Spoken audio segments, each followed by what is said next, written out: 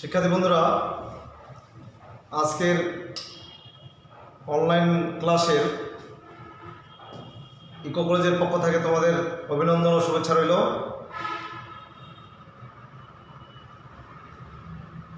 Online এবং এই video ক্লাসের ধারাবাহিকতায় আজকের আলোচনা ইলেকট্রন বিন্যাস নিয়ে আলোচনা করব। আমরা গত ক্লাসে কিভাবে ইলেকট্রনের বেগ নির্ণয় করা যায়, কিভাবে ইলেকট্রনের দূরত্ব কক্ষপথের ব্যাসার্ধ নির্ণয় করা যায় এবং ইলেকট্রনের শক্তি কিভাবে নির্ণয় করা যায় সে সম্বন্ধে আমরা আলোচনা করেছিলাম। তোমরা মনে হয় সেই সমীকরণ থেকে গাণিতিকগুলো সমাধান করবার চেষ্টা অবশ্যই করছো, ঠিক আছে? তো ঠিক আছে, ইলেকট্রন বিন্যাস সম্বন্ধে আমরা আলোচনা করি। অনেকেরই এটা সমস্যা ছিল। ইলেকট্রন বিন্যাস কাকে বলে?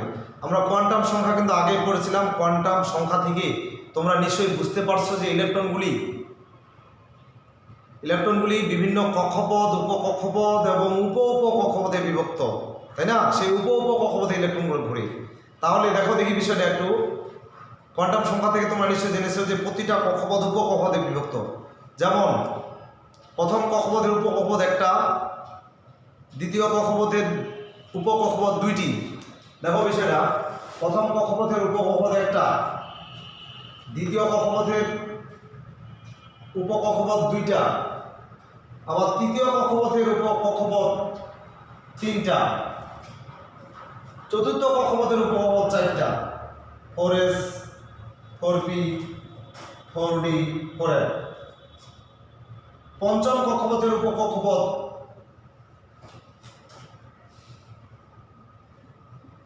পাঁচটি। এরকমভাবে ষষ্ঠ কক্ষপথের বাইরে হলো 6টি, ঠিক আছে? এই যে জানলাম কক্ষপথ, তো তাহলে ইলেকট্রনগুলো বিভিন্ন কক্ষপথের উপকক্ষপথে উপকক্ষপথে অবস্থান করে, ঠিক আছে? তাহলে আমরা কি বলতে পারি না যে প্রত্যেক পরমাণু নিউক্লিয়াসের চারিদিকে ইলেকট্রনগুলো বিভিন্ন কক্ষপথ ও উপকক্ষপথে বিভিন্ন নিয়মে ইলেকট্রনগুলো সাজানো থাকে? ইলেকট্রনের এই সজ্জাকে বলা হয় ইলেকট্রন বিন্যাস। তোমরা খাতায় লিখে নিতে পারো ইলেকট্রন বিন্যাস কাকে বলে। এটি একটি জ্ঞানমূলক কোশ্চেন। কি বললাম ইলেকট্রন বিন্যাসের সংজ্ঞা? পরমাণু নিউক্লিয়াসের চারিদিকে বিভিন্ন কক্ষপথ এবং উপকক্ষপথ ও উপকক্ষপথে বিভিন্ন নিয়মে ইলেকট্রনগুলো সাজানো থাকে। ইলেকট্রনের এই সজ্জাকে ইলেকট্রন বিন্যাস বলে, ঠিক আছে? আমরা দেখি যে কোন কক্ষপথের কয়টা উপকক্ষপথ। প্রথম কক্ষপথের একটা, দ্বিতীয় দুইটা, তৃতীয় তিনটা, চতুর্থ চারটে, এটা উপকক্ষপথ, ঠিক আছে? তো এখন ইলেকট্রন বিন্যাসের তিনটি নীতি। ইলেকট্রন বিন্যাসের তিনটি নীতি।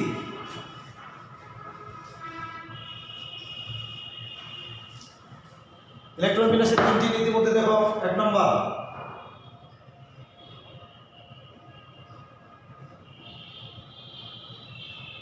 আফবাও নীতি, 2 নম্বর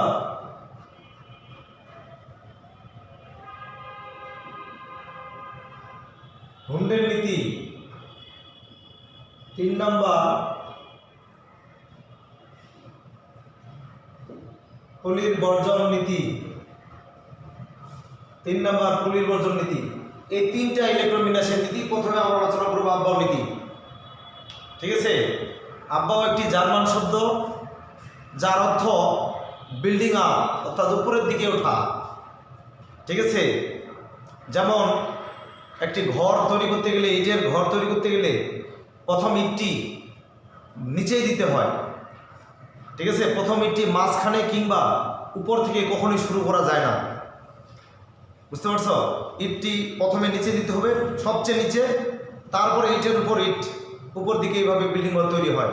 ঠিক সেরকমই ব্যাপারটা পরমাণু নিউক্লিয়াসের চারিদিকে বিভিন্ন কক্ষপথে বা উপকক্ষপথে যখন ইলেকট্রনগুলো প্রবেশ করে, প্রথমে নিম্ন শক্তি স্তরের অরবিটাল পূর্ণ করে, আবার বলি বিভিন্ন পরমাণু কক্ষপথ বা উপকক্ষপথে যখন ইলেকট্রনগুলো বিভিন্ন অরবিটালে প্রবেশ করে, তখন যে অরবিটালটির শক্তি একেবারেই কম, নিম্ন শক্তি সম্পন্ন অরবিটাল, সেই কক্ষপথে ইলেকট্রনগুলি আগে সেই অরবিটালে ইলেকট্রনগুলো আগে প্রবেশ করবে, তারপর উচ্চ শক্তি স্তরে ইলেকট্রনগুলি প্রবেশ করবে। এইভাবে নিম্ন শক্তি সম্পন্ন অরবিটাল থেকে উচ্চ শক্তি সম্পন্ন অরবিটালে ইলেকট্রন প্রবেশ করার যে নীতি তাকে আব্বাও নীতি বলে। ঠিক আছে, ইলেকট্রন প্রথমে নিম্ন শক্তি স্তর অরবিটাল পূর্ণ করে, তারপর উচ্চ শক্তি অরবিটাল পূর্ণ করে। নিম্ন শক্তি স্তর থেকে উচ্চ শক্তি স্তরে অরবিটাল পূর্ণ করার যে রীতি বা নীতি তাকে বলা হয় আব্বাও নীতি। ঠিক আছে, আব্বাও নীতি অনুসারে এখন আমরা ইলেকট্রন বিন্যাস করব। ঠিক আছে, আব্বাও নীতি অনুসারে ইলেকট্রন বিন্যাস করার আগে আমাদেরকে আগে n+l একটা নীতি পড়তে হবে। n+l নীতি তোমরা খাতায় লিখে নিতে পারো। n+l নীতি, ঠিক আছে। n+l নীতিটা এখন দেখো তো আমরা অরবিটাল সম্বন্ধে এদিকে অরবিটালগুলি দিচ্ছি আমি লিখে। প্রথম শক্তি স্তর উপস্তর একটা, দ্বিতীয় দুইটা, তৃতীয় তিনটা, চতুর্থ চারটা, পঞ্চমে বের হবে কয়টা? পাঁচটা।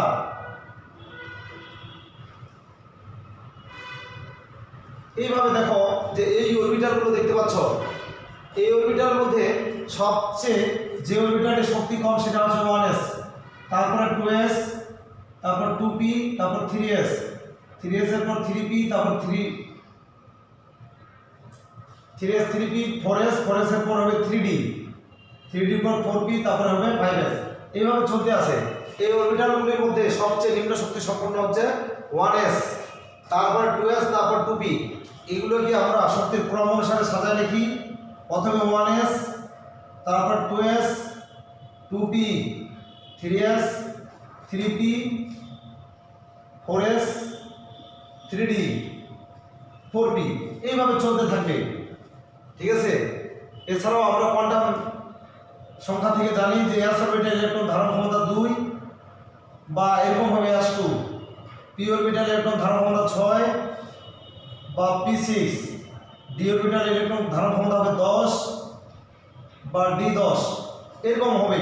এগুলো আমরা কোয়ান্টাম সংখ্যা থেকে পূর্বের ক্লাসে জেনে ফেলছি। এখন আসো n+l নীতিটা কি। এই যে অরবিটালগুলি দেখতে পাচ্ছি, এই যে পরস্পর দুটি অরবিটালের মধ্যে কোনটি নিম্ন শক্তি সম্পন্ন অরবিটাল এবং কোনটি উচ্চ শক্তি সম্পন্ন অরবিটাল তা জানা যায় n+l এর মান দ্বারা। ঠিক আছে, তোমরা খাতা লিখে নিতে পারো n+l এর নীতিটা। n+l নীতি হচ্ছে পরস্পর দুটা অরবিটালের মধ্যে কোনটি নিম্ন শক্তি সম্পন্ন অরবিটাল এবং কোনটি উচ্চ শক্তি সম্পন্ন অরবিটাল তা জানা যায় n+l এর মান দ্বারা। যে অরবিটালের n+l এর মান কম সে নিম্ন শক্তি সম্পন্ন, যে অরবিটালে n+l এর মান বেশি সে উচ্চ শক্তি সম্পন্ন অরবিটাল। ঠিক আছে, এখন যখন দুটো অরবিটালের মধ্যে n+l এর মান সমান হয়ে যাবে তখন যে অরবিটালে n এর মান কম সে নিম্ন শক্তি সম্পন্ন, যে অরবিটালে n এর মান বেশি সে হচ্ছে উচ্চ শক্তি সম্পন্ন অরবিটাল। এই ছিল। এখন n+ নীতি অনুসারে আমরা বিভিন্ন অরবিটালে বের করে ফেলি। 1s এর জন্য n+l এর মান 1 + 0 অর্থাৎ 1। 2s এর জন্য n+l এর মান 2 + 0 অর্থাৎ 2।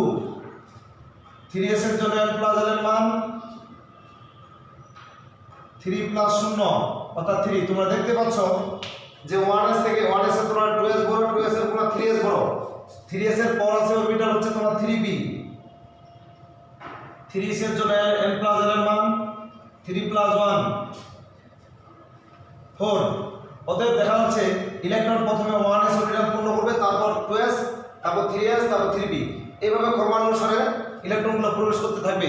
এই ক্রমানুসারে ইলেকট্রন প্রবেশ করার নীতিটা হচ্ছে আব্বাও নীতি। ঠিক আছে, আব্বাও নীতি অনুসারে আমরা ইলেকট্রন বিন্যাস করবো। যেমন দেখো সোডিয়াম ইলেকট্রন বিন্যাস করি। সোডিয়াম 11, প্রথমে হচ্ছে 1s, 2s, 2p, 3s। দেখো এই অরবিটালটা সবচেয়ে নিম্ন শক্তি সম্পন্ন। এখানে ইলেকট্রন পূর্ণ না হওয়া পর্যন্ত এই অরবিটালে যাবে না। এই অরবিটাল ইলেকট্রন দ্বারা পরিপূর্ণ না হওয়া পর্যন্ত এই অরবিটালে যাবে না। এইভাবে ইলেকট্রনগুলো নিম্ন শক্তির স্তরের ক্রম থেকে উচ্চ শক্তির স্তর দিকে ইলেকট্রনগুলো প্রবেশ হতেই থাকবে। তাহলে এখান থেকে আমরা জেনে ফেলছি, দেখো s অরবিটাল ইলেকট্রন ধারণ ক্ষমতা হচ্ছে 2, p অরবিটাল ইলেকট্রন ধারণ ক্ষমতা 6, d অরবিটালে 10। ঠিক আছে, তাহলে এখানে দুইটা ইলেকট্রন দাও, এখানে 2 2 4 6 4 10 আর 11। এই হচ্ছে সোডিয়ামের ইলেকট্রন বিন্যাস। এর মধ্যে এখন ডায়াগ্রামটা দেখাবে ঠিকই হবে। সোডিয়ামের ডায়াগ্রাম হচ্ছে প্রথম কক্ষপথে কয়টা? দুইটা। ঠিক আছে, দ্বিতীয় কক্ষপথে কয়টা? দেখো এখানে প্রথম কক্ষপথে দুইটা ইলেকট্রন, দ্বিতীয় হচ্ছে 6 দিয়ে 8টি, 8টা ইলেকট্রন এইভাবে দেখাবে। এবার তৃতীয় কক্ষপথে এই যে একটা, এইভাবে ইলেকট্রন প্রবেশ হতে থাকবে। ঠিক আছে, এই ছিল ইলেকট্রন বিন্যাস। এবং তোমরা বাকি চেষ্টা করো। এর মধ্যে আমি আরেকটা ইলেকট্রন বিন্যাস করতেছি, যেমন আয়রন। আয়রনের পারমাণবিক সংখ্যা কত? 26। 1s2, 2s, 2p, 3s, 3p, 4s, 3d। আমরা আবহাওয়া নীতি অনুসারে করতেছি। দেখো 2 2 4 6 4 10 2 12 12 6 18 18 2 20 আর 6 26।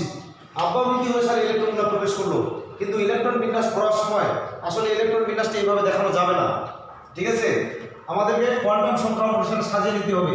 তোমরা দেখো এখানে 1s2, 2s কোয়ান্টাম সংখ্যা অনুসারে সাজালে এটা প্রথম কক্ষপথ, এটা দ্বিতীয়, এটা তৃতীয়, এইদিকে একটা তৃতীয়। এই তৃতীয়টাকে তোমরা এর কাছাকাছি নিয়ে আসবে, সাজিয়ে নেবে। তাহলে 1s, 2s2, 2p6, 3s2, 3p6, 3d10, 4s2। এইটা হচ্ছে তোমার আয়রনের সঠিক ইলেকট্রন বিন্যাস। তাহলে আবহাওয়া নীতি অনুসারে ইলেকট্রন বিতরণ করবে আর লেখার সময় তোমরা সাজিয়ে নিবে। তাহলে এটা হবে তোমার সঠিক ইলেকট্রন বিন্যাস, সঠিক ইলেকট্রন বিন্যাস। এইভাবে তোমরা ইলেকট্রন বিন্যাস করতে থাকবে। এর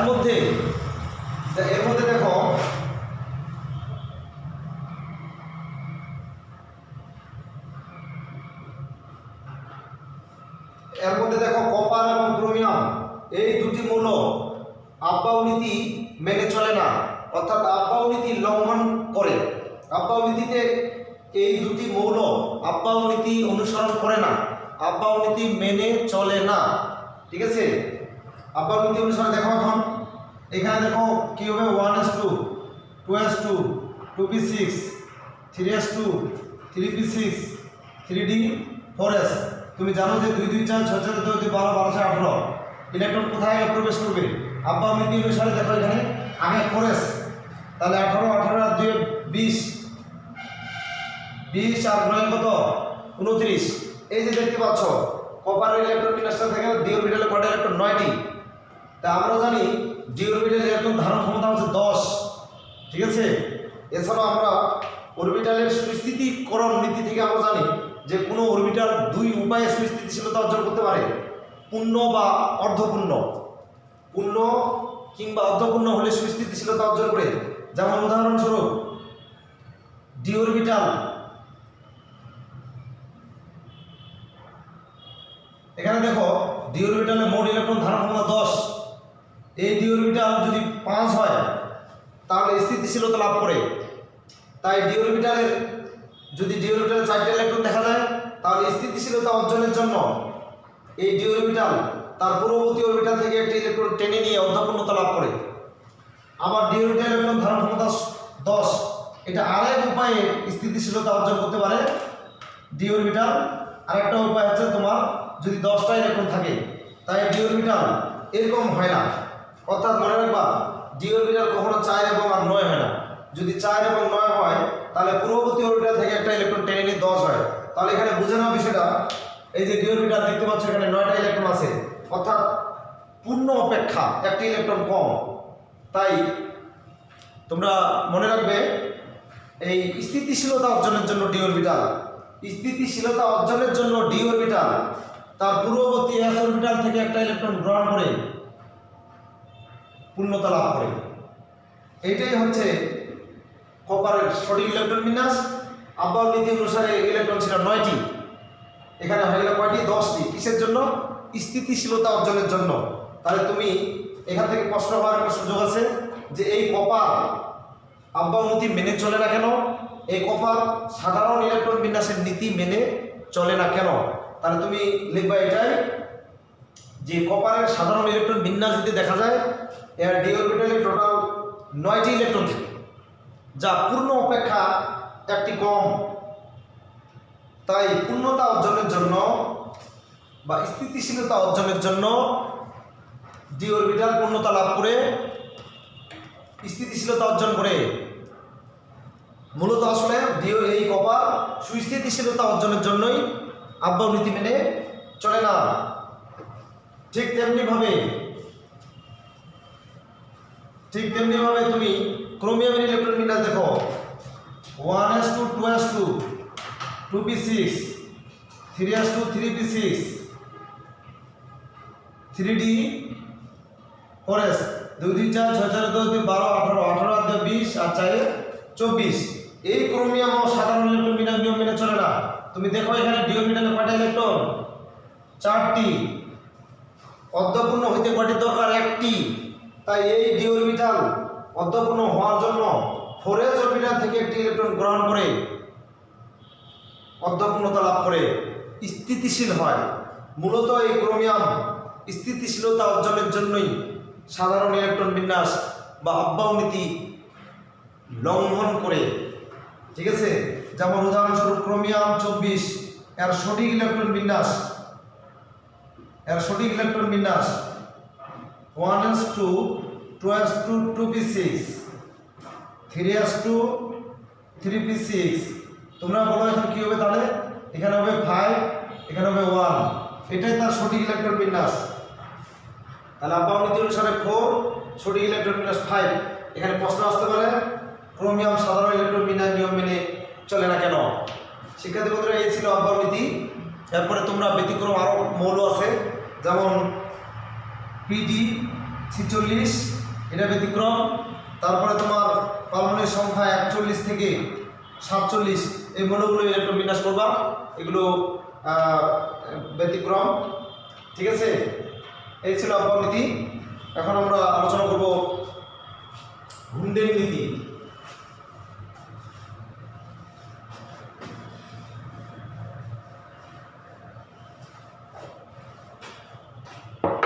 হুন্ডের নীতি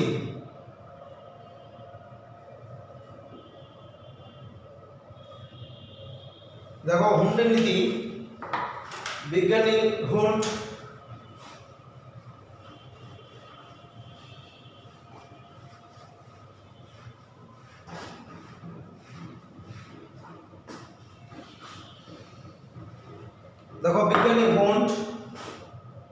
সমশক্তি সম্পন্ন অরবিটালে, অর্থাৎ সমশক্তি সম্পন্ন হচ্ছে পি, সমশক্তি সম্পন্ন হচ্ছে ডি।